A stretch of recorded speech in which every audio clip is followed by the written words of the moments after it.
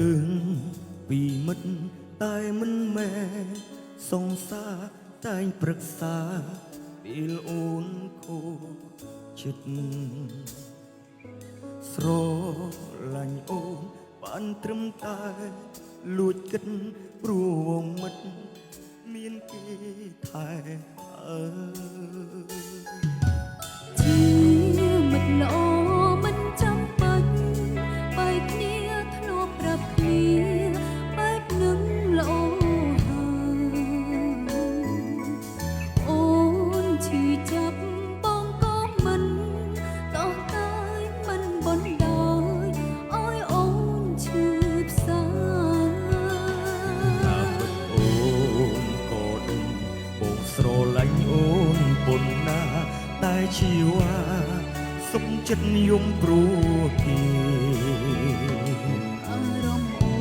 នពេលនេះមិនដឹងធ្វើបែបណាទេសម្រាប់ចិត្តបែបណាក៏មិនហ៊ានយើងជាសងសាគ្នាឬត្រឹមជាមិត្តភក្តិអាចប្រាប់ឲ្យជាងលៀងម្នាក់ណាជីវ៉ាបើនៅស្រឡាញ់គេខ្លាំងបើកាត់ចិត្តមិនតន់បានអងវសូមអូនគុំសាងក្តីស្នេហ៍មិនពិតអូនចង់បែកពីគេអូនចង់នៅក្បែរបង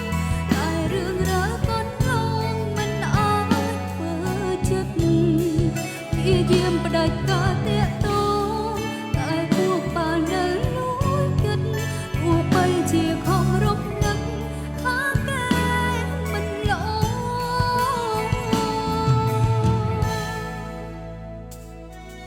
ហេតុអីក៏អូនធ្វើអញ្ចឹងខ្ញុំជាពួកម៉ាបានអី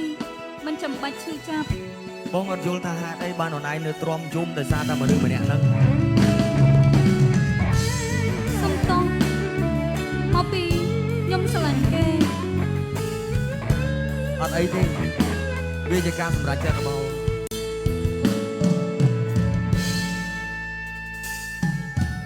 ជាមិត្តល្អមិនចាំបាច់បែកគ្នា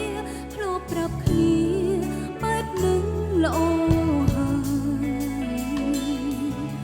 អូនឈឺចាប់បងក៏មិនតោះតែមិនបណ្ដោយឲ្យអូនឈឺផ្សាការពិតអូនក៏ដឹងបងស្រឡាញ់អូនប៉ុណ្ណាតែជីវ៉ាសុខចិត្តយំព្រោះគេអារម្មណ៍អូនពេលនេះមិនដឹងធ្វើបែបណាទេសម្រាប់ចិត្តបែបណាក៏មិនហ៊ានយើងជាសងសាគ្នាឬត្រឹមជាមិត្តភក្តិអាចប្រាប់ឲ្យជាងលៀងម្នាក់ណានួនល្អបើនៅស្រឡាញ់គេខ្លាំង